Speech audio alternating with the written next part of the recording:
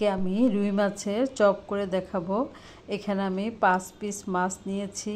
লবণ, হলুদের গুঁড়ো, একটু মরিচের গুঁড়ো দিয়ে দিলাম। এমনভাবে পানিটা দিয়েছিলাম এই যে শুকিয়ে গেছে। আমি সামান্য আদা বাটা, রসুন বাটাও দিয়েছি।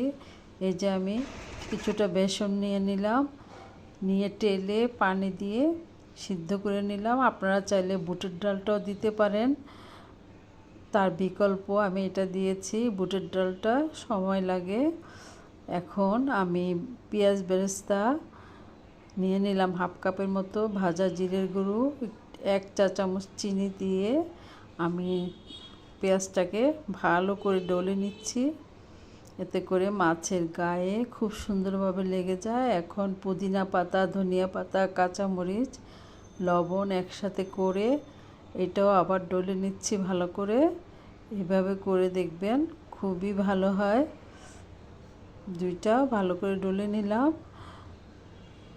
এখন মাছ বেছে নিয়ে আমি মাছটা দিয়ে দিলাম, ডালটা দিয়ে দিলাম, বেসন বাটাটা আর ডিমটা আমি একটা ডিম নিয়েছিলাম, আন্দাজ করে দিবেন যেতটুকু মাছ।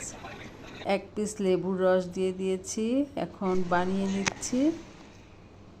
এই যে গোল শেপে বানিয়ে নিলাম। আপনারা আপনাদের পছন্দ অনুযায়ী বানিয়ে নেবেন। এখন চপগুলো ভেজে নিচ্ছি, একটু লালচে করে ভেজে নেবেন। এই তো হয়ে গেল আমার দুর্দান্ত মজার মাছের চপ।